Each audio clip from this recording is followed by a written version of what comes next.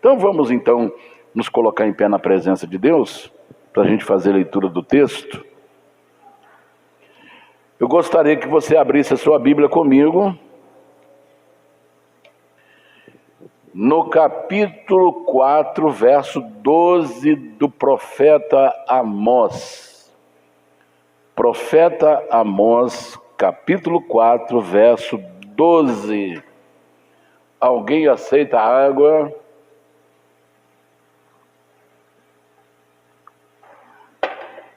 Muito bem. Quem já achou, diga um amém.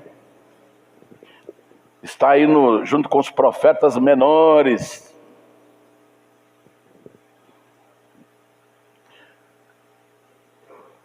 Na minha Bíblia, página 1178.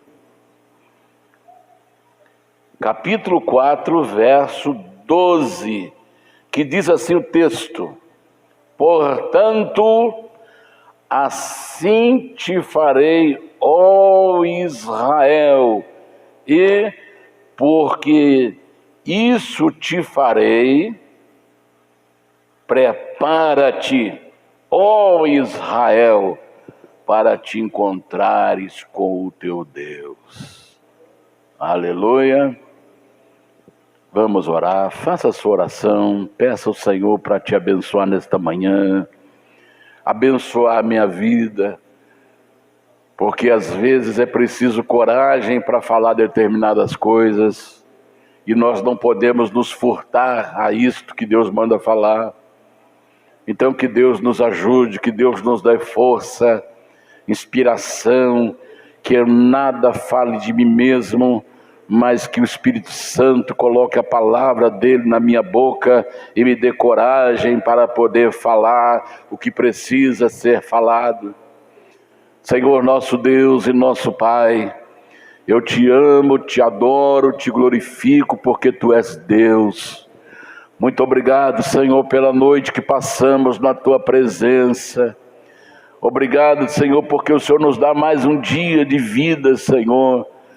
Podemos acordar, levantar, fazer nossos afazeres, Senhor, sem depender, Senhor, de outra pessoa para fazer por nós, porque o Senhor nos abençoou nosso corpo, os membros do nosso corpo. Senhor, muito obrigado, Senhor. Muito obrigado. A única dependência que temos é do Senhor, e essa, Senhor, nós não abrimos mão. Nós queremos ser cada dia mais e mais dependente de Ti, Senhor, porque é o Senhor que supre todas as nossas mais profundas necessidades, e nós devemos lançar sobre Ele, sobre o Senhor, todas as nossas ansiedades, porque o Senhor tem cuidado de nós. Abençoe os pastores nesta manhã, abençoe o diaconato, abençoe os casais, abençoe os músicos, cantores, abençoe as crianças, abençoe os homens, as mulheres, os jovens, adolescentes. Abençoe a tua igreja nesta manhã que está reunida, Senhor, que as comportas dos céus sejam abertas sobre nós, e abençoe, Senhor, aqueles que vão nos assistir pelas redes sociais, que o Senhor possa abençoá-los grandemente, que a tua poderosa mão seja estendida sobre nós, e os céus se abram sobre este lugar, que o céu desça até a terra, e a tua glória seja vista neste lugar, curando os doentes, curando os enfermos, levantando os abatidos, operando maravilhas, não só aqui no nosso meio, mas neste lar que nos assiste, nesta casa, nesta fábrica, nesta fazenda, nesse sítio, ó Senhor, em qualquer lugar dentro deste carro.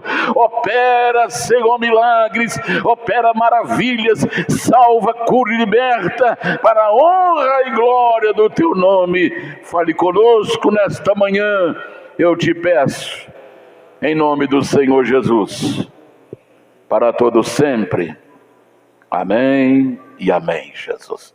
Graças a Deus. Podei vos assentar, irmãos. Graças a Deus. Irmãos, a palavra de Deus no próprio livro do profeta Amós, é só você voltar uma página da Bíblia aí do texto que nós lemos, aí nós chegamos no capítulo 3, no verso 7, que diz assim: certamente o Senhor Jeová não fará coisa alguma sem ter revelado o seu segredo aos seus servos, os profetas. Então, Deus é tão extraordinário, tão maravilhoso, que Ele não faz nada sem avisar primeiro. O mundo será pego de surpresa, o mundo será surpreendido. Porque o que Jesus disse? Vocês receberão o Espírito Santo que o mundo não pode receber e nem ver, porque não o conhece. Então o mundo será surpreendido com os acontecimentos que a igreja está aguardando, que é o arrebatamento. Então o mundo vai se surpreender. O mundo ficará em pânico. Semanas e semanas sem dormir, agitação, fábricas fechadas, trânsito parado, aviões não circulando mais, aeroportos fechados, semanas. A vontade de se alimentar vai sair da pessoa porque ele quer uma explicação. O mundo será surpreendido, mas os servos do Senhor estão sendo avisados por Deus. Você lembra quando Deus iria arrebatar Elias? Eliseu, fique aqui em Jericó, porque Deus me mandou até Betel. Vive o Senhor, vive a tua alma, que eu não te deixarei. Vou contigo. Tá bem. Aí chegou em Jericó, aliás, em Betel. Fique aqui, que Deus me mandou para tal lugar. Vive o Senhor, vive a tua alma, que eu não te deixarei. Aí, resumindo, eles atravessaram o Jordão. Fique aqui, porque Deus me mandou ir para ali. Não, vive a tua alma, que eu vou contigo também. Gilgal e outras coisas mais. Vive o Senhor, que eu irei contigo. Aí Elias abriu as águas do Jordão, eles atravessaram sem molhar os pés e foram para o outro lado. Aí Elias percebeu que Eliseu estava querendo alguma coisa. Elias perguntou, pede-me o que queres antes que seja tomado de ti. Elias sabia que ele seria arrebatado, porque Deus sempre avisa os seus servos. Eu acredito piamente, quando chegar o momento do arrebatamento, aqueles que estão cheios do Espírito Santo, se for à noite, o Espírito Santo vai nos despertar.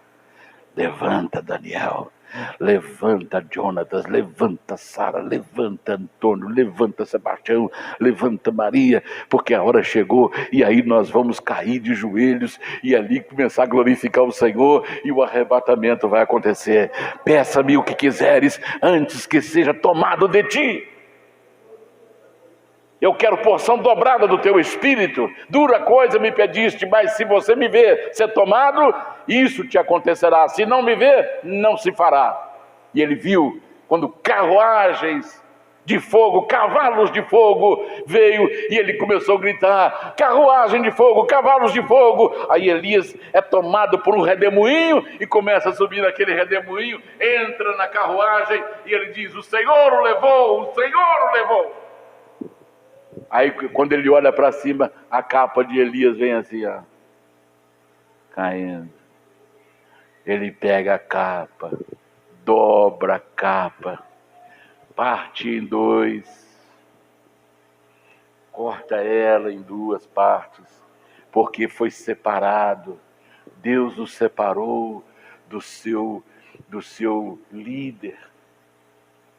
Aí agora é ele Deus. A confiança dele não está mais no Elias que foi levado, mas em Deus. Aí ele dobrou aquela capa que foi dividida em dois, dobrou. Aí ele tem que voltar e fazer o mesmo trajeto de Elias, seu senhor. Ele chega, encosta a capa de Elias nas margens do Jordão, e ele não invoca mais Elias, mas ele diz: onde está o Senhor Deus de Elias? Aí ele encosta a capa, o rio abre e ele passa. Então Deus, sempre quando vai fazer uma coisa, ele avisa os seus servos. É o texto que nós acabamos de ler. Israel, aqui nesse texto, se você ler o contexto, tudo que vem antes, depois, o povo de Israel estava vivendo uma falsa piedade. Falsa piedade significa aparência externa de devoção religiosa sem a realidade interior e transformação que ela deve operar, que ela deveria gerar. Então o contato com Deus, ele gera uma transformação. Ele muda o nosso caráter, ele muda o nosso interior. E Israel estava vivendo uma falsa piedade. Eles se apresentavam como obedientes e fiéis a Deus, mas eles estavam vivendo só o exterior. No interior era vazio, mentira e engano. Inclusive Deus manda o profeta Amós usar uma palavra pesada, e essa palavra está aí no primeiro versículo do capítulo 4.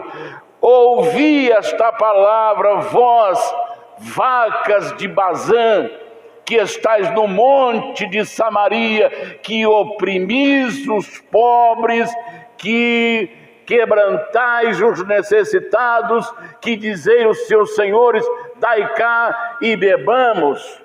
Olha o termo que Deus manda o profeta Amós usar, se referindo às pessoas ricas, milionárias, que faziam suas ofertas, suas oferendas de louvores, mas estavam oprimindo os pobres e necessitados. E Deus vê isso aí. Então Deus manda o profeta falar com o povo que viria um iminente juízo sobre eles, por causa dessa falsa piedade. Deus mandaria o juízo, mas Deus é maravilhoso, porque antes de chegar ao juízo, Deus dá uma oportunidade de arrependimento e de mudança e de transformação e de conversão. Por isso que ele diz lá: prepara-te, ó Israel, para te encontrares com o Senhor teu Deus.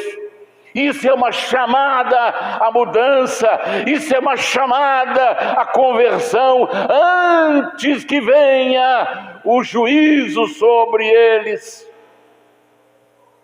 E Deus disse porque esse juízo viria por causa da falsa piedade. Vamos entender isso? Vamos ver o que Apocalipse 3:1 está dizendo para nós. A igreja de Sardes, olha o que diz aí: e ao anjo da igreja que está em Sardes escreve: isto diz o que tem os 7 Espíritos de Deus e as 7 estrelas. Conheço as tuas obras, que têm nomes de que vives e estás morto, ou estás morto. Você já viu uma pessoa famosa? Uma pessoa famosa, ela é falada no mundo inteiro. Então a igreja de Sardes, ela tinha fama de ser uma igreja viva. Todo mundo que passava, vamos dar um exemplo aqui, passava em frente à igreja, todo mundo cantando, maravilha, que igreja brilhante, que igreja maravilhosa, que igreja saudável, que igreja avivada, que igreja extraordinária. Então a fama dela corre no mundo inteiro. Vai colocando e permita que o Espírito Santo vá falando com você. Ela se torna famosa. Só se fala em Sardes, só se fala na igreja de Sardes. Que igreja maravilhosa, que pastor maravilhoso, igreja crescente, igreja brilhante, igreja famosa, igreja viva, igreja saudável. Mas aos olhos de Deus, aos 7 olhos de Deus, aos 7 Espíritos que escrutina, que enxerga, que latando, que não passa, que nada escapa, a perfeição 7 quer dizer a perfeição de Deus, a perfeição de olhar, a perfeição de saber, a perfeição de detectar aonde está tudo aquilo que estiver errado. Então ela não escapou aos olhos de Deus, aquilatados, que vê os mínimos detalhes. Tu tem fama de que está vivo, mas está morta ou está morto. Às vezes aos nossos olhos parece tudo maravilhoso. Que igreja maravilhosa! Então você é famosa por estar dizendo que está viva, mas você vive uma falsa piedade. Tem nada vivo aí. O louvor não é para mim?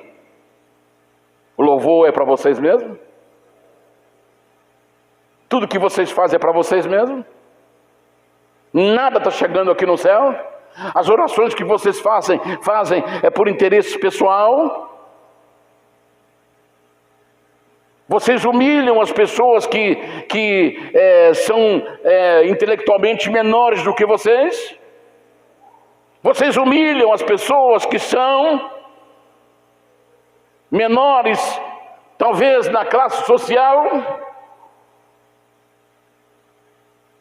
Então vocês têm a fama de estar viva, mas está morta. Então essa é a falsa piedade que Deus está mandando Amós falar para o povo de Israel. Vai vir um juízo aí, mas prepara-te para encontrar com o Senhor teu Deus. Prepara-te, ó Israel, porque assim te farei, ó Israel. Aí você lê o contexto, você vê tudo o que estão fazendo. Oferecer sacrifício de louvores, que ele é vedado, apregoai sacrifício voluntário, publicai-os, porque disso gostais, ó filhos de Israel, diz o Senhor Jeová. Está dando para você entender? Jesus, ele falou assim, qualquer coisa que nós devemos fazer muito secretamente. Quando a gente vai jejuar, lave o rosto, penteie o cabelo, para que ninguém perceba que você está jejuando. A não ser quando a gente faz um jejum coletivo, aí eu tenho que saber, eu tenho que avisar, falar, irmão, vamos fazer um jejum coletivo.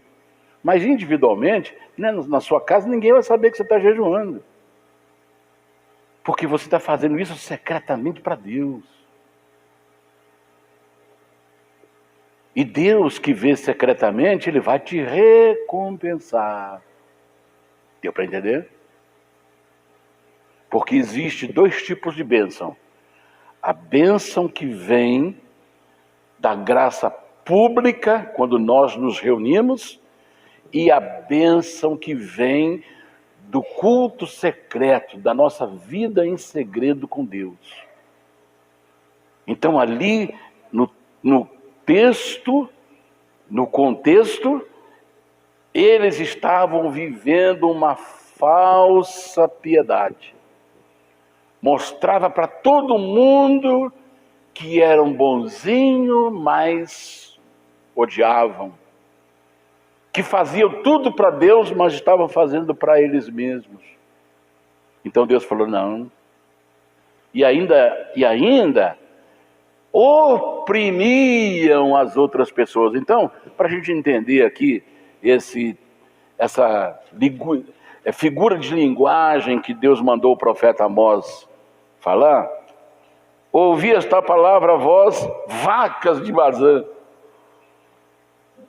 Deus não vai falar com vacas? Agora, Bazã é o lugar onde, famoso por gados bonitos, saudáveis, gordos. A riqueza da pecuária nesse lugar era muito forte.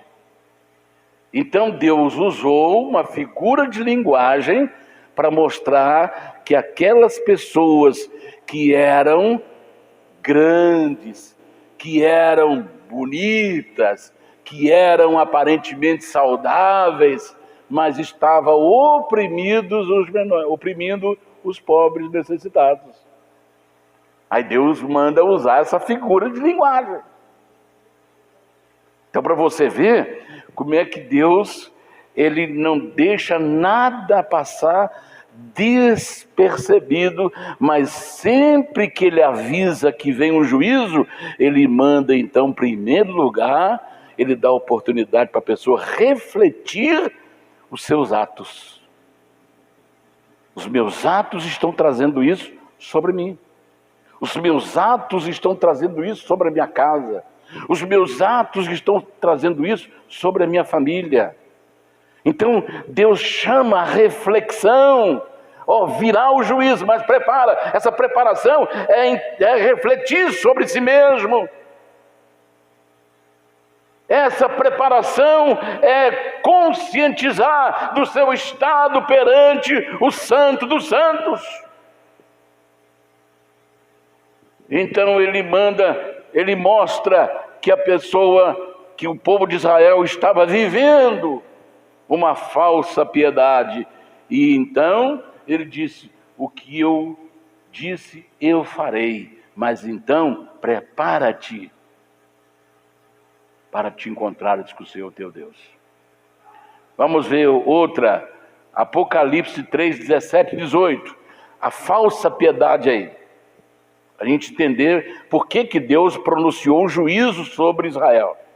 Como dizes, rico sou, estou enriquecido e de nada tenho falta. Aí vem a resposta, não sabes que és um desgraçado. Essa palavra aqui, isso não é palavrão não, tá, gente? É bíblico ali, ó. Desgraçado é aquele que não tem a graça. Você viu antes a primeira parte? Vamos voltar à primeira parte, por gentileza, gente? Como diz, eles estavam dizendo o quê? A igreja de Laodiceia é a igreja famosa também. Famosa por ser rica. Lá tinha indústria de colírio mundial, famosa pelo colírio. Teve um terremoto em Laodiceia e a própria cidade se levantou sem a ajuda do império, porque era uma cidade rica. Rico sou e estou enriquecido e de nada tenho falta. Aí quando Deus olha, quando Deus aquilatar,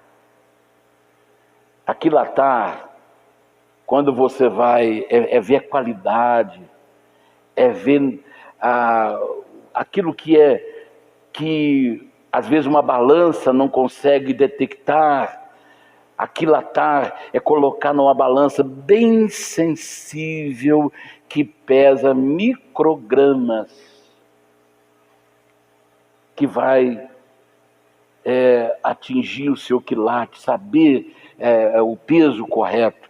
Então, a igreja achava que ela era rica.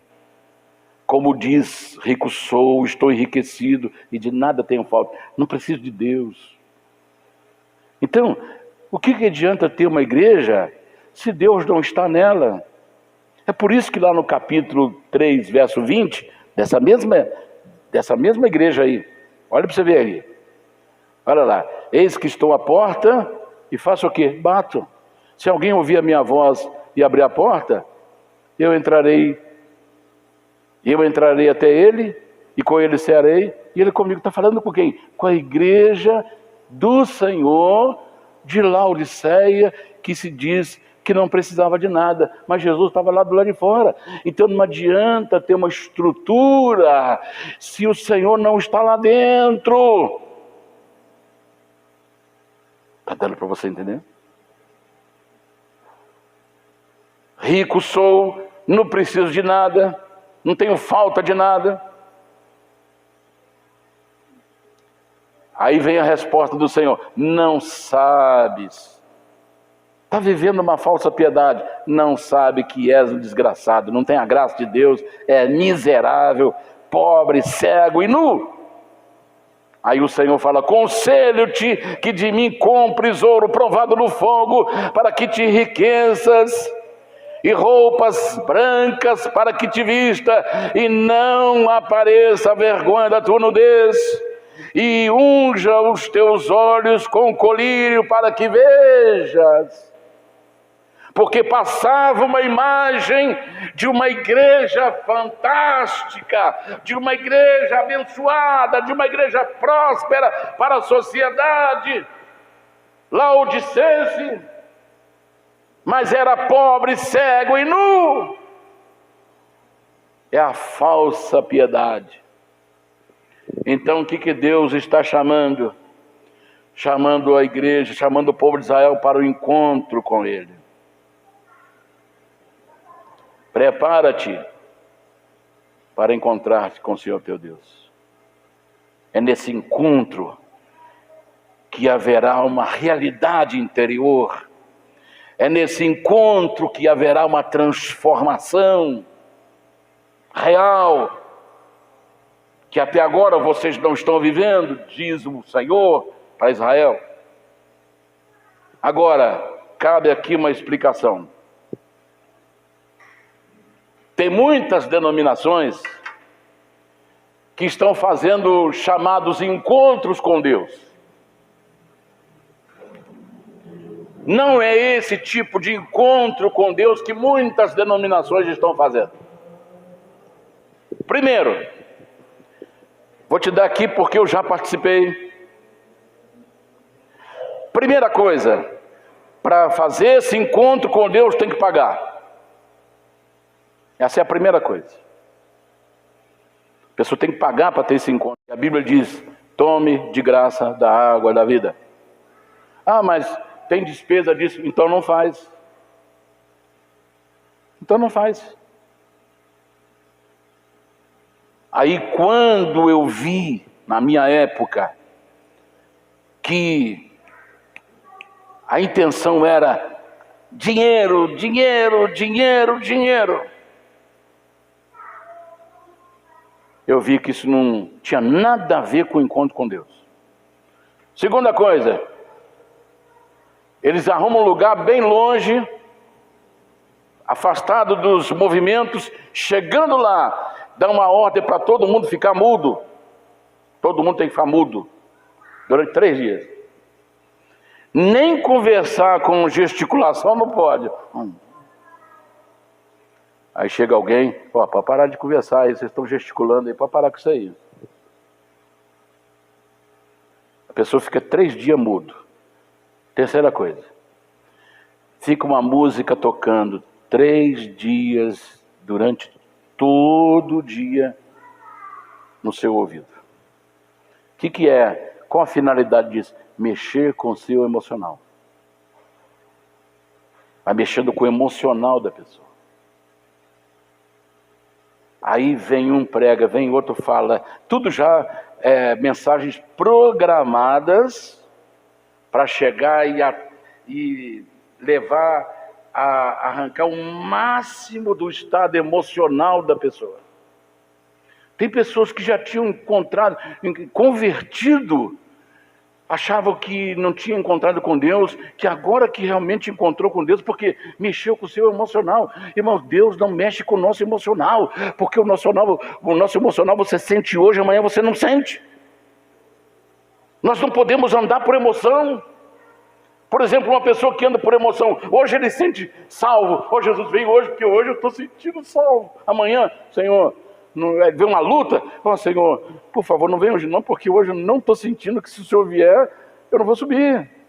Porque está andando por emoção. E esse encontro programado, que não é um encontro que Deus está chamando Israel para encontrar com Ele. Esse encontro programado é para mexer com as suas emoções. Quarto, quando termina os 3 dias, a pessoa está chorando igual criança, chora à toa. Aí ele põe todo mundo sentado no chão e traz uma foto da família. Quando a pessoa pega na família, aí a pessoa levanta, abraça todo mundo, sai abraçando todo mundo. Abraça todo mundo. Vai escutando só. Até agora, nós não vimos nada de real, só emoção. Aí fala assim, quem quer batizar? Todo mundo que foi quer batizar, quem não é batizado. E se possível, a pessoa batizava 2 vezes. Porque agora que ela fala, agora é que eu tive realmente um encontro com Deus. Aí chega no final, na madrugada, todo mundo é chamado nos seus quartos e eles vão lá para o pasto e faz uma queimada. Queima tudo que tiver de coisas que dizem que incomodam a pessoa.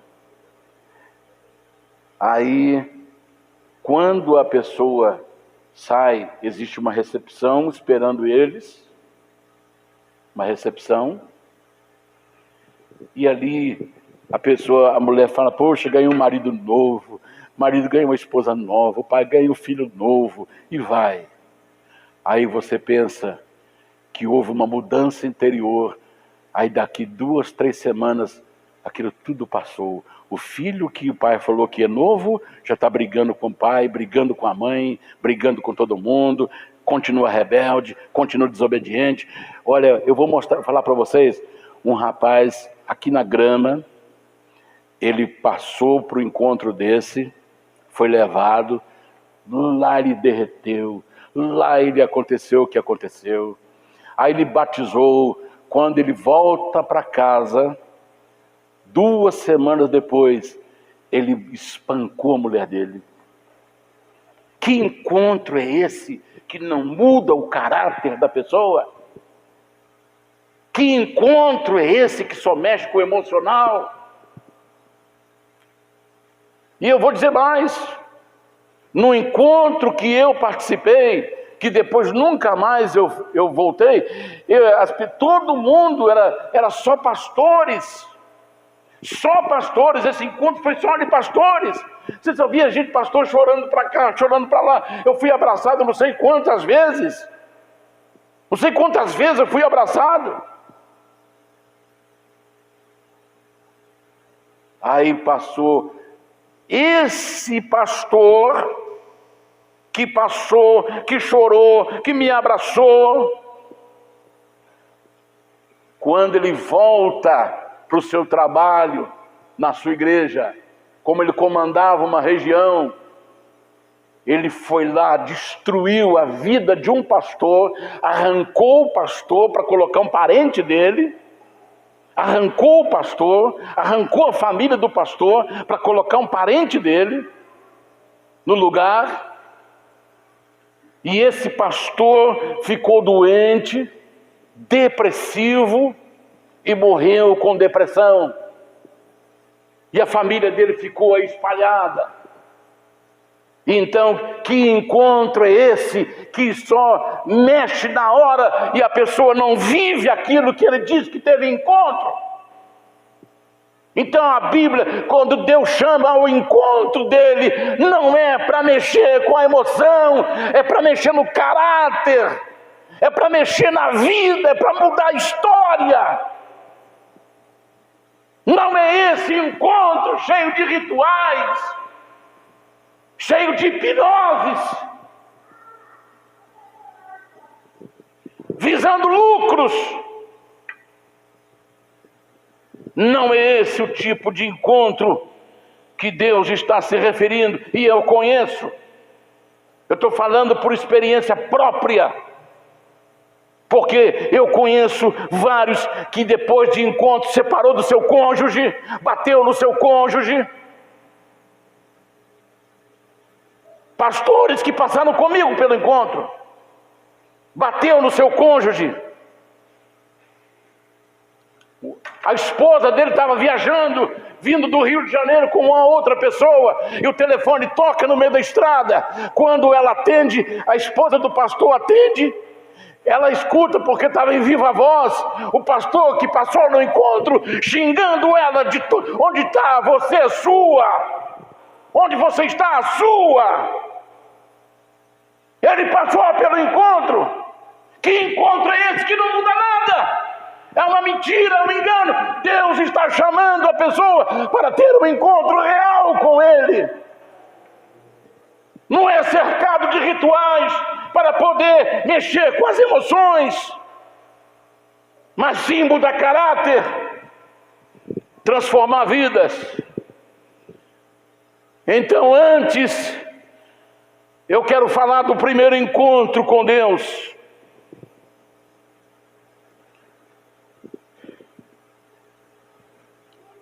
Existe uma frase na famosa reza do padre Francisco de Assis.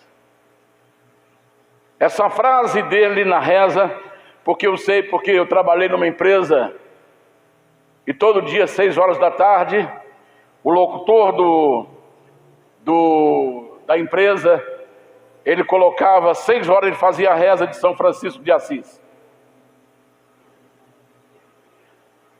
E ele começava assim, punha um fundo musical.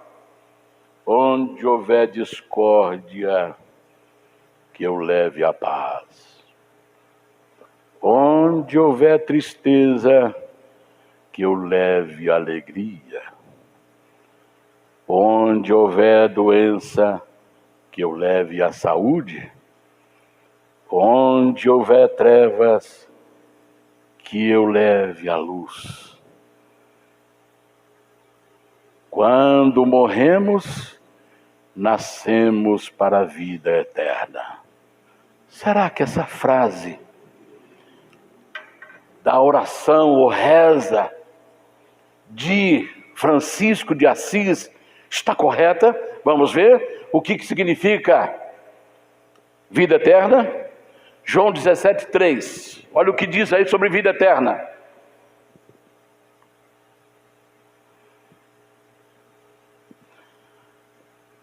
E a vida eterna é esta. Jesus está explicando o que é vida eterna. E a vida eterna é esta: que te conheçam a ti só, por único Deus verdadeiro. Então a vida eterna é conhecer Deus. A primeira coisa que é vida eterna é conhecer Deus. Quem não conhece Deus não tem vida eterna. Segundo, e a Jesus Cristo a quem enviaste. Então o que é a vida eterna? A vida eterna é conhecer Deus como o único verdadeiro e conhecer Jesus Cristo que Ele enviou. Então a vida eterna não é depois da morte. A vida eterna começa com Daniel, quando ele conheceu o verdadeiro Deus e a Jesus. A vida eterna começou para você quando você conheceu Jesus e conheceu Deus. A vida eterna começa quando nós conhecemos o verdadeiro Deus. Não é depois da morte. Agora, hoje, você está vivendo a vida eterna. A vida eterna está dentro de você. A vida eterna está em você, que conhece o verdadeiro Deus e a Jesus, a quem Ele enviou. Aleluia! Aleluia!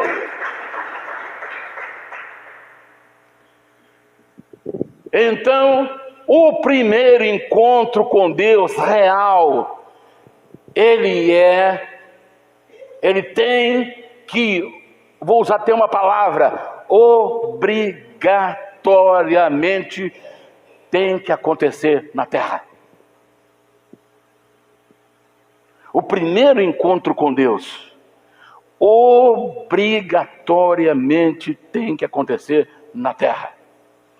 Vou explicar por quê. Em 1 Coríntios capítulo 15, verso 50, olha o que está escrito aí. E agora eu digo isto, irmãos, que a carne e o sangue não podem herdar o reino de Deus, nem a corrupção herdar a incorrupção. Deu para entender? Na oração de Francisco de Assis, é morrendo que se nasce para a vida eterna. Aí é como se a pessoa volta por gentileza. Ele herda. Agora digo isso, irmãos, que carne e sangue não herda o reino de Deus. Nem a corrupção herda. Então ele pensa assim: bom, eu morri, agora já vou direto para a vida eterna, porque é morrendo que se nasce para a vida eterna. É morrendo que se herda a incorrupção. Então vamos lá. O que significa isso? Significa que o nosso corpo físico imortal é corruptível. E ele não pode automaticamente herdar o reino de Deus, que é eterno e incorruptível. Deu para entender? Não existe herança de vida eterna com um corpo, com carne e sangue, e um corpo corruptível, que é o nosso corpo físico. Vamos entender isto. João 3,3. Olha o que diz aí. Jesus respondeu e disse-lhe: na verdade te digo que aquele que não nascer de novo não pode ver o reino de Deus. Esse aqui é o primeiro encontro. O primeiro encontro é chamado de novo nascimento. E quem é que, para quem Jesus falou isso? Para Nicodemos, mestre em Israel. Ele falou, aí ele não entendeu ou se fez de não entendido. Como pode um homem velho entrar no ventre materno e nascer de novo? Ora, é uma coisa totalmente fora de lógica. Parece uma pergunta infantil. Como é que uma pessoa adulta vai voltar ao ventre materno? Isso é coisa de infantilidade. Nem a Eloá faz essa pergunta. Tu és mestre de Israel, não está entendendo isso, Nicodemos? Aí Jesus explica, Jesus respondeu, na verdade vos digo que aquele que não nascer da água aqui se refere à palavra de Deus. Quem não nascer da palavra de Deus e do Espírito Santo não pode entrar no reino de Deus. É um nascimento que não acontece na carne, mas acontece lá no Espírito. Quando Jesus falou para a igreja de Sardes, você está dizendo que está viva, tem fama de ser viva, mas está morta. A igreja de Sardes estava espiritualmente morta. Quantas pessoas que você encontra pela rua, que são defuntos ambulantes, Eles estão fisicamente vivos, mas espiritualmente estão mortos.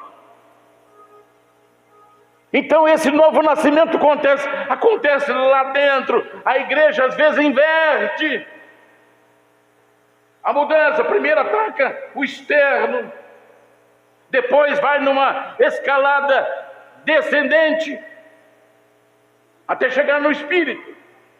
E a transformação, o novo nascimento é ascendente. Começa no espírito, alma e corpo. O corpo reflete o que aconteceu no espírito. A alma reflete o que aconteceu no espírito. E o que é espírito? O espírito é a sala do trono. O espírito é o trono de Deus. Quando Satanás entra no corpo de uma pessoa, ele não entra na carne, ele não entra na alma, ele entra no espírito. Porque é o espírito que é o lugar do trono de Deus. Quando Jesus disse, eis que estou à porta e bato, ele está fazendo isso lá no espírito. A gente usa a expressão de coração, que é o centro das emoções, o centro da vida, mas Jesus está querendo entrar no espírito, porque é o espírito que promove a fé, é o espírito que promove a esperança, é o espírito onde Deus atua, é o espírito onde Deus fala, é o espírito onde Deus habita. Está dando para entender? Então não adianta melhorar a carne. A pessoa, muitas vezes, quando a pessoa não nasceu, Jesus até explicou sobre isso aí. Por que muitas pessoas, eles se revoltam contra as coisas de Deus? Porque ele quer colocar vinho novo num odre velho. E o novo nascimento é o vinho novo. Coloca vinho novo em odre velhos, ele vai explodir. Mas se colocar vinho novo num odre novo, vai preservar. É o espírito transformado, a alma transformada, o corpo glorificando aquilo que está no espírito, aquilo refletindo o que está no espírito. Aleluia. Então, se tu não nascer de novo, não pode ver o reino de Deus. E Nicodemos entendeu depois, porque quando Jesus morreu, Nicodemos estava lá presente. Enquanto muitos discípulos fugiram, Nicodemos estava lá, porque realmente ele teve um encontro real, que mudou o seu espírito, que mudou a sua alma, que mudou e refletiu no seu corpo, nas suas atitudes. Não se concebe encontro com Deus que só mexe nas emoções.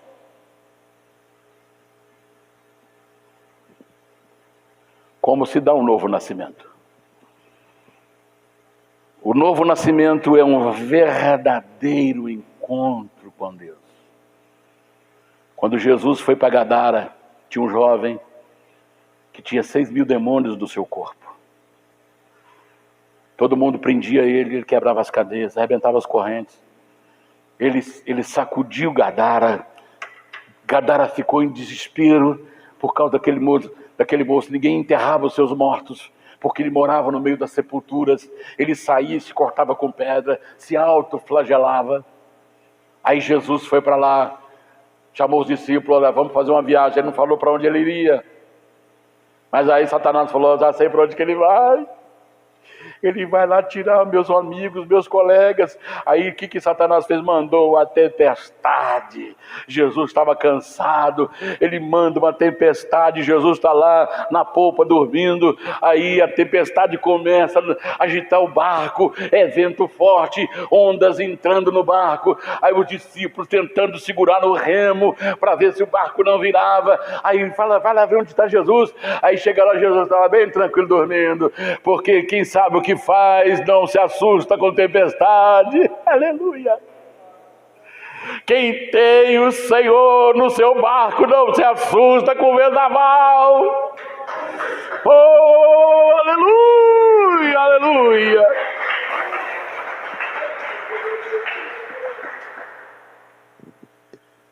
Senhor, acorda, porque nós estamos perecendo.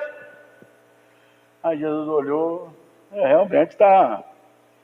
Aí ele vira, se levanta. Vento, aquieta-te. Na mesma hora o vento parou. mar, acalma-te. Acabou as ondas. A Bíblia diz que Jesus repreendeu. Você não repreende coisas inanimadas. O que é coisa inanimada? Essa cadeira é inanimada, não tem vida.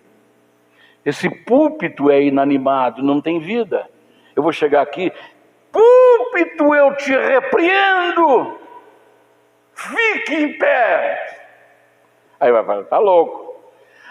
Mas se repreende pessoas, ser pessoal, ser que entende, ser pessoal. O que forma um ser pessoal? Sentimento, fala, liberdade de escolha, razão. Isso representa um ser pessoal. Então quem estava por trás do vendaval, quem estava por trás das ondas do mar, não era o mar que não entendia nada, vou derrubar o barco de Jesus. Não, era Satanás. Quando ele estava falando com o vento, ele estava falando com o diabo. Quando ele estava falando com o mar, ele estava falando com o diabo. Saia, porque eu sei o que você quer fazer. Aí ele vai direto para Gadara. Chega em Gadara, quando o mar se atraca na praia, já sai o moço lá do meio do cemitério. Já vem, cai de joelhos na frente de Jesus. Os discípulos não estavam entendendo nada. Aí Jesus, ele vem e fala para Jesus: eu sei que você veio para me atormentar antes do tempo. Porque Satanás sabe que tem um tempo certo. Por que você veio me atormentar antes do tempo? Aí Jesus disse: cala-te. Cala-te. Qual é o teu nome? Legião. 6.000. Saia dele. Ah, Senhor, nós fomos mandados para essa província para perturbar os gadarenos. Permita-nos entrar nas manadas de porcos. Tinha 2.000 porcos pastando. Aí Jesus pode ir para mostrar sinal. Os porcos estavam lá fuçando a terra. Quando os demônios saíram do gadareno, os porcos todos pararam de fuçar e levantaram a cabeça. Já contei aqui da experiência da nossa família com um porco endemoniado. O demônio entrou no porco, nos porcos. Os porcos levantaram a cabeça. O que os porcos fizeram? Foram em direção ao mar. Fazer o quê? Dar uma nadadinha? Refrescar? Foram suicidar. Mas como é que o porco entendia que pulando na água eles iam suicidar? Porque eram os demônios que, quando entram numa pessoa, um dos sinais da sua presença é a vontade de morrer. É a vontade de tirar sua vida. Isso é um dos sintomas. Então os porcos mergulharam no mar e 2.000 porcos se mataram. Aí chegam os gadarenos, que a notícia espalha rápido. Quando viram aquele moço sentado,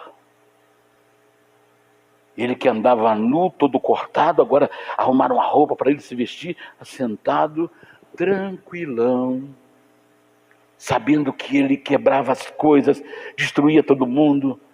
Aí eles ficaram com medo, e quando eles ficaram sabendo da notícia dos porcos, eles falavam: Senhor Jesus, olha, vai embora daqui das nossas terras. Aí o moço queria ir com Jesus, falou: Senhor, deixa eu ir para me contar tudo que o Senhor fez na minha vida. Ele já queria ser um pastor, ele já queria ser um missionário, ele já queria fazer missões, porque quando a gente tem um encontro real com Deus, a gente quer fazer missões, a gente quer pregar. Não pode ver um ônibus de viagem que você se pensa, que você já se coloca dentro dele para anunciar o evangelho daquela cidade para onde ele está indo.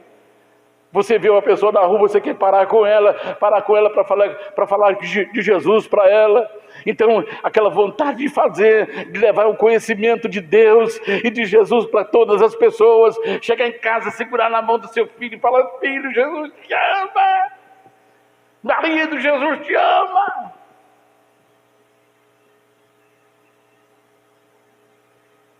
Aí Jesus falou para o gadareno: volta para sua casa e prega para os seus.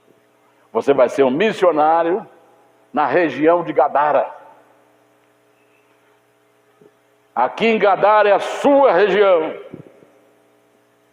Vai poder pregar, vai poder fazer congregações, vai falar, vai espalhar todas as palavras, porque todo mundo te conhece e o seu testemunho é forte. Se você for para outro lugar, ninguém vai saber quem você era, mas aqui em Gadara todo mundo te conhece, porque ninguém podia sepultar os seus mortos, mas agora você está em perfeito juízo. E eu quero dizer para aqueles que me assistem pela rede social: você pode estar no fundo do poço, você pode estar achando que não tem mais saída para você, mas Jesus entrou na sua vida e transformá-la. Você será um novo homem. Não importa como você vive hoje, se você tem vontade de morrer, se você tem vontade de se autoflagelar, Jesus entrando na sua vida, a sua história muda. Aleluia, aleluia, aleluia.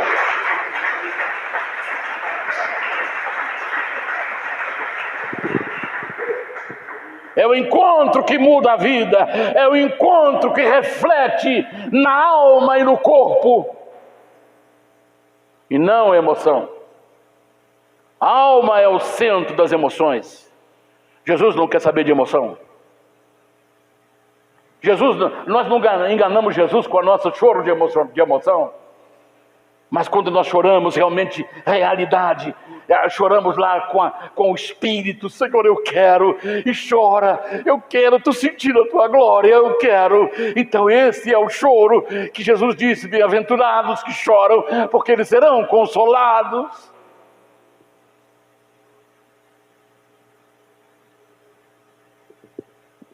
Aleluia. Zaqueu teve um encontro com Deus. Ele falou: tudo que eu roubei, eu vou devolver 4 vezes mais. Jesus falou: hoje veio salvação nessa casa, porque ele também é filho de Abraão. Esse é um encontro real. Esse é o encontro que Jesus quer, não encontro de emoções. Saulo, teve um encontro real com Jesus no caminho de Damasco. E esse encontro não precisa ser lá no deserto, lá no meio da mata. Esse encontro, olha bem, Saulo teve um encontro com Jesus na rua, na estrada de Damasco. Zaqueu teve um encontro com Jesus em cima da árvore. O gadareno teve um encontro com Jesus na praia. Está dando para você entender? E eu vi um testemunho de um rapaz que me ajudou na minha conversão. Ele foi para a montanha para usar drogas. Ele usava substâncias nocivas para a sua saúde, ou contra a sua saúde. Então ele subiu para um monte, assentou-se à sombra de uma árvore e ficou preparando o que ele iria ingerir para o seu corpo. E ele usava sempre uma faquinha, um canivete bem afiado. E ele pegou, ele falou assim, enquanto eu preparava, eu dei uma paradinha, peguei meu canivete afiado e comecei a cortar a casca da árvore. E na casca da árvore, ele disse assim: eu vou fazer o rosto de Jesus como eu o vejo. Aí ele começou a cortar a casca da árvore e fazer um rosto. Foi fazendo o rosto, os cabelos, os olhos, como ele via Jesus. Quando ele acabou de fazer o rosto, ele não tinha vontade de usar droga mais.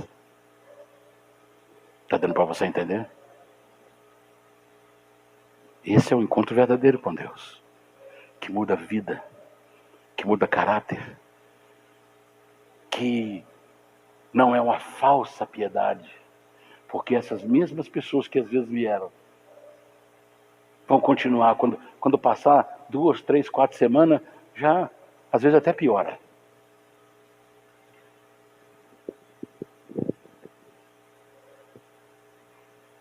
dando para você entender? O encontro com Deus não é emocional. O encontro com Deus é real. Agora vamos ao segundo encontro. O primeiro encontro tem que ser obrigatoriamente na terra. Vamos ao segundo encontro. Esse encontro será pessoal, visível, face a face. Preste bem atenção que isso é muito importante. 1 João 3, 2 e 3. Vamos ler. Pode ficar tranquilo que eu vou terminar no horário, tá, irmãos? Amados, agora somos filhos de Deus, e ainda não é manifestado o que havemos de ser. Mas sabemos que, quando Ele se manifestar, seremos semelhantes a Ele, corpo glorificado. Porque assim como é, o veremos.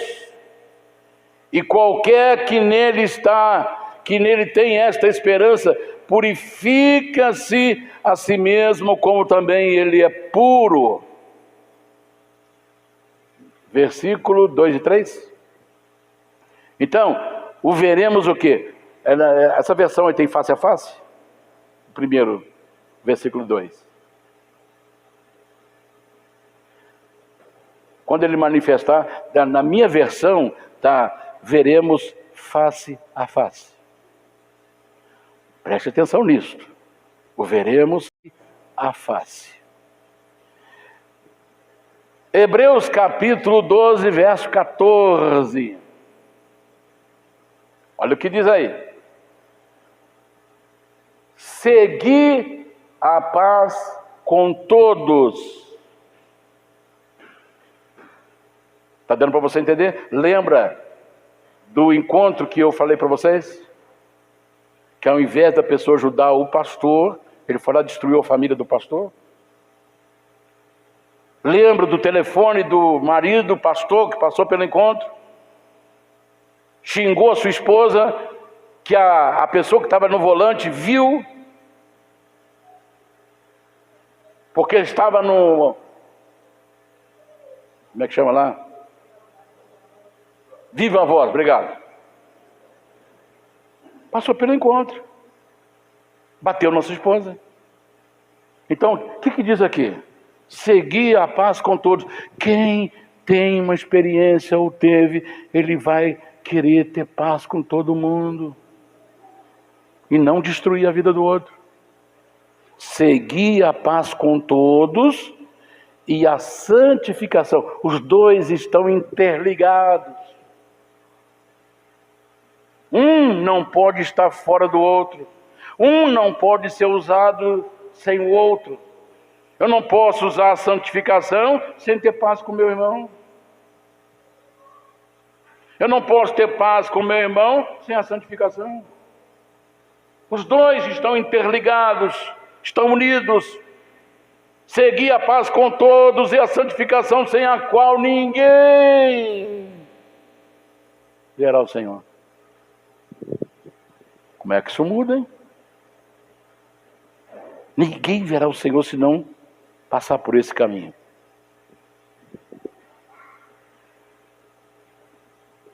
Primeira Coríntios capítulo 13, verso 12. Olha o que diz aí, por gentileza. Porque agora vemos por espelho em enigma, mas então veremos face a face. Agora conheço em parte, mas então conhecerei como também sou conhecido. Então um dia nós vamos estar face a face com o Senhor. Existe uma canção que diz lá, face a face eu o verei em glória. Que é um hino que eu gosto muito dos cantores de Sião. Face a face da sua glória, hei de ver a meu Jesus. Depois você põe lá no no YouTube, não põe agora não, quando chega em casa, fala assim, eu quero ouvir o hino Face a Face com os cantores de Sião. É um quarteto, para ver coisa linda, é do nosso tempo antigo. Face a Face. Esse será o segundo e último encontro. Quem não passou pelo primeiro encontro não vai participar do segundo, porque é o primeiro que nos dá autoridade para herdar a incorrupção. Para herdar a incorrupção. Vamos lá. Por que que o Daniel precisa passar por esse processo? Por que que você precisa? Vamos ver Êxodo capítulo 33, verso 20.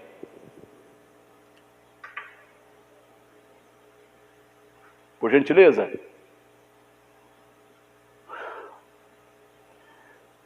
Moisés, ele tinha uma intimidade tão grande com Deus, que quando ele subia para o monte, ele ficava 40 dias lá. 2 vezes ele subiu para o monte e ficou 40 dias. A sós com Deus. E Deus colocava lá uma cerca que só os animais, os outros seres viam, e não podia tocar na montanha. Nem animais, nem ninguém. Quem tocasse na montanha, para atrapalhar esse encontro com Deus, ele era fulminado lá embaixo. Ele era fulminado lá embaixo. Então Moisés tinha uma profunda intimidade com Deus. E lá no monte, ele fez um pedido para Deus. Preste atenção nisso agora, está aí nesse versículo aí. Ele falou, Senhor, me mostre a tua glória. Eu quero ver a tua glória. Eu quero ver o Senhor. Moisés, olha o que está ali. E disse mais, não poderás ver a minha face, porquanto homem nenhum verá a minha face e viverá. Você não vai poder ver a minha face, porque você vai morrer aqui em cima. Você pode pegar, quem entende de eletricidade, pega a maior potência, eu não sei como é que é, se é em volts, como é que é, meu filho, porque se mede a potência de uma eletricidade. Volts, watts. É medida em watts, que nem sei o que é isso. Esses fios que passam aqui já é chamado de alta tensão. Um fio desse deve ter o quê? Uns mais de 1000 volts ou watts. Mais de 1000. Um fio desse aí. Quando uma pessoa encosta no fio desse, ele derrete. Ele queima por dentro. Então coloque milhões e milhões e milhões de watts. Você não vai chegar 1/1000 da potência do poder que é Deus. Está dando para você entender?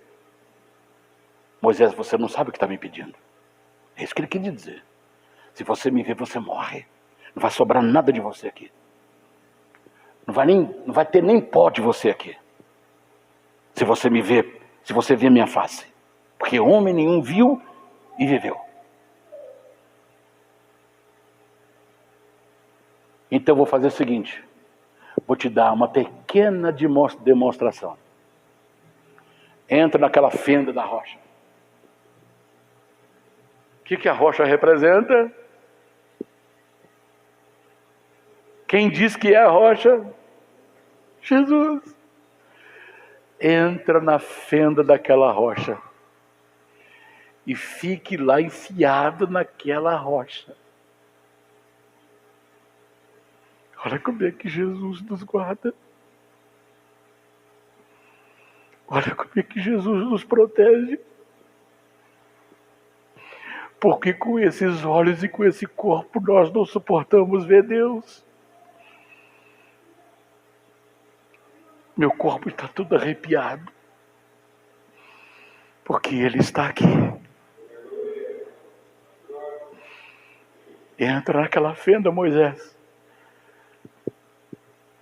e eu vou colocar a minha mão sobre você. A minha mão vai te proteger para não me ver. E quando eu passar por você toda a minha glória, eu vou virar e eu vou deixar você ver um pouquinho só da minha glória. Você vai me ver pelas costas, porque eu vou te proteger para você não morrer.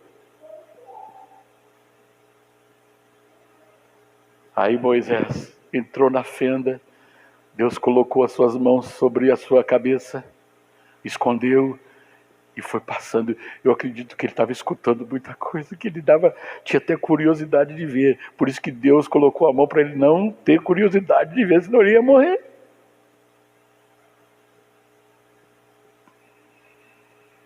Aí quando Deus tirou a mão, Moisés pode virar agora. Ele olha Deus pelas costas. Eu não consigo imaginar o que estava passando na cabeça de Moisés. De ver o Todo-Poderoso, que criou esse vasto universo, sem fronteiras, que disse só haja, apareça, produza, nasça. E tudo foi acontecendo. Deus não precisa usar suas mãos para fazer nada. Ele só usou as mãos para fazer o homem. E depois colocou dentro do homem a sua maior preciosidade, que é a sua imagem e semelhança.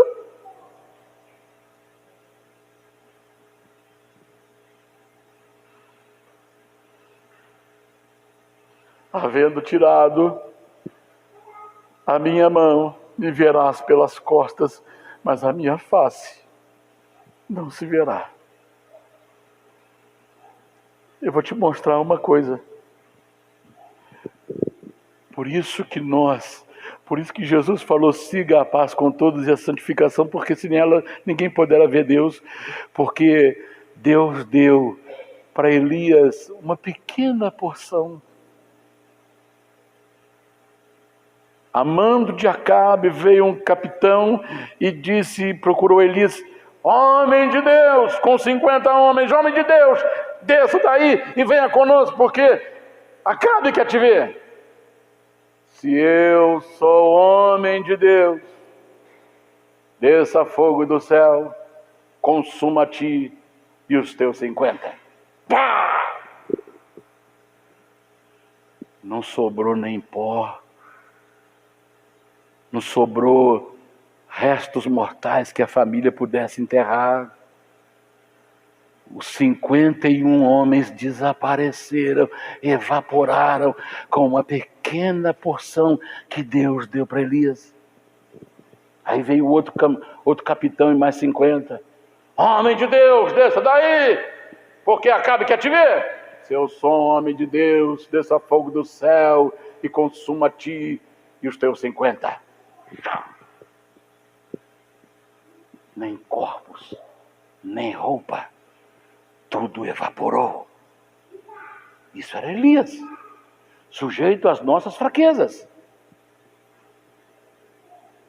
Aí Elias, Acabe mandou outros 50. Chegou lá, ele ficou sabendo do que tinha acontecido e já caiu de joelhos.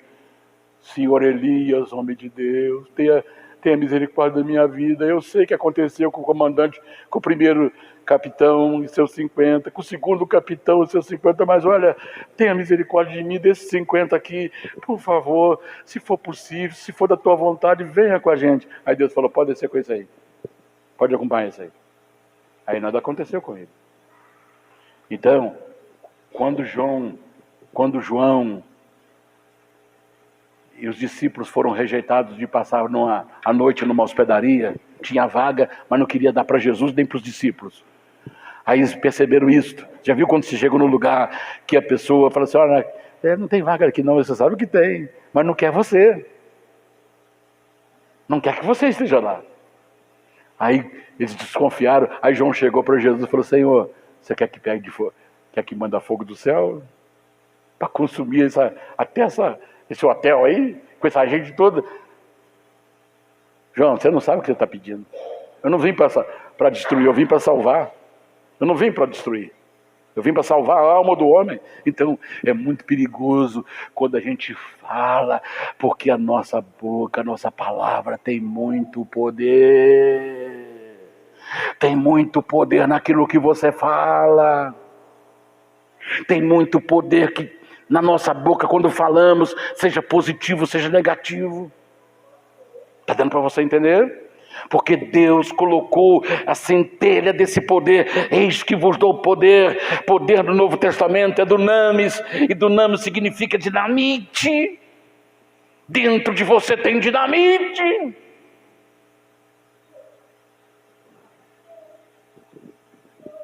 Deu para você entender? Dunamis do grego, dinamite. Eis que vos dou dinamite, eis que vos dou poder para pisar serpentes e escorpiões. Então o poder não pode ser usado contra o irmão, o poder não pode ser usado contra a família, o poder tem que ser usado contra Satanás, contra o inferno, contra os demônios, contra os seus anjos. Deu para entender? Oh, Jesus. Já vou encerrar, tá, irmãos?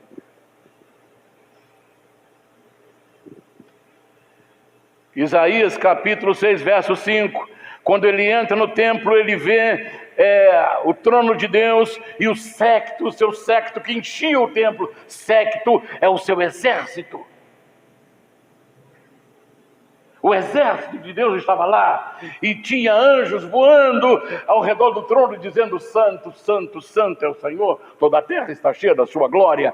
É quando Isaías viu aquela visão do trono de Deus, ele viu aquela visão, ele teve aquela visão no templo, dentro do templo, ele falou assim: eis que estou morrendo, porque meus olhos viram Deus. Nosso corpo não aguenta. Nosso corpo não aguenta. Eis que estou morrendo porque meus olhos viram Deus. Aí na mesma hora, Deus mandou um anjo pegar uma tenaz. Com uma tenaz. A tenaz é um objeto que você pode pegar coisas quentes. Pegou uma brasa viva com uma tenaz e foi voando em direção a Isaías, que estava lá já sem força, já morrendo, porque os seus olhos viram Deus. Aí o anjo vem e toca com aquela brasa nos seus lábios. Aí diz: isso te tocou, não morrerás,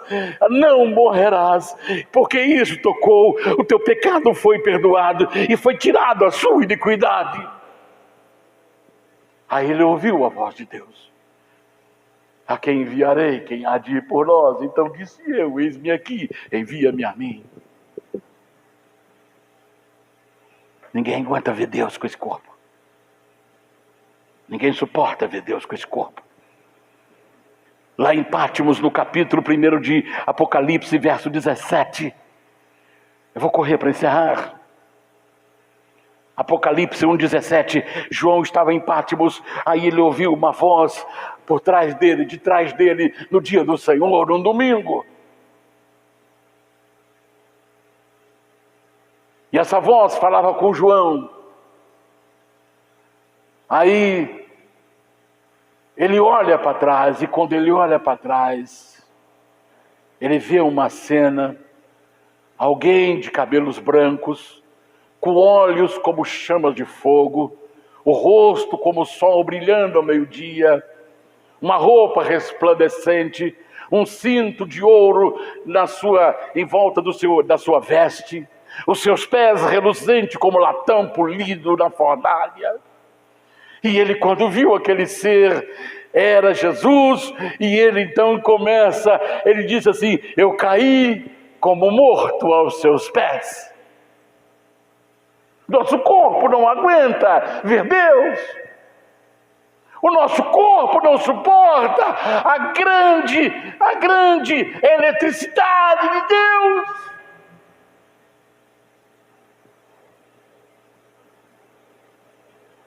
E ele pôs sobre mim a sua destra, a sua mão, dizendo-me: Levanta, não temas, eu sou o primeiro e o último. O que você vai ver, você vai escrever e mandar às 7 igrejas. A Bíblia fala que no capítulo 1, verso 14, esse mesmo Deus se fez carne, e o Verbo se fez carne. João 1, e habitou entre nós, assumiu a forma humana, vimos a sua glória, seus milagres, seus ensinamentos, seu caráter.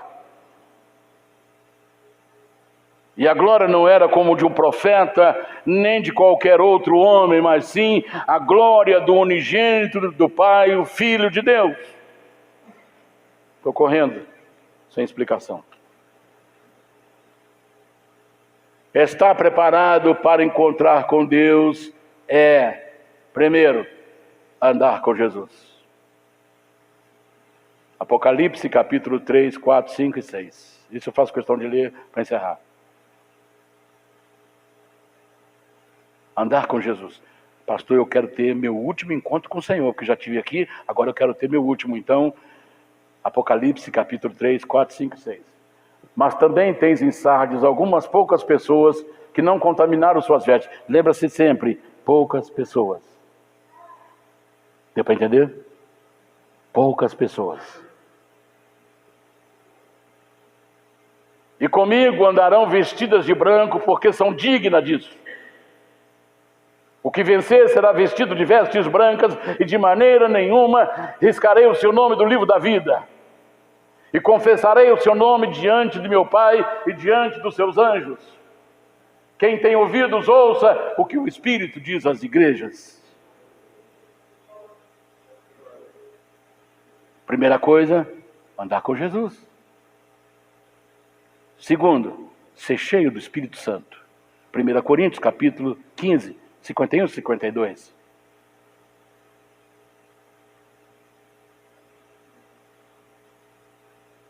Eis aqui vos digo o mistério. Na verdade, nem todos dormiremos, mas seremos transformados. Sabe por que precisa disso? Porque esse corpo físico não herda incorrupção. Ele precisa ser glorificado. Porque estando glorificado, eu vou mostrar onde nós podemos chegar. Por isso que aqui está dizendo, num momento, num abrir fé, eis que vos digo o mistério. Na verdade, nem todos dormiremos, ou seja, nem todos morreremos, mas todos seremos transformados. Num momento, num abrir e fechar de olhos, ante a última trombeta, porque a trombeta soará e os mortos ressuscitarão incorruptíveis. Acabou a corrupção. E nós seremos transformados, nosso corpo corruptível vai receber a incorruptibilidade. E aí, porque convém que isto que é corruptível se revista da incorruptibilidade, e isto que é mortal se revista da imortalidade. E quando isto que é corruptível se revestir da incorruptibilidade, e isto que é mortal se revestir da imortalidade, então cumprir-se-á a palavra que está escrita: tragada foi a morte na vitória.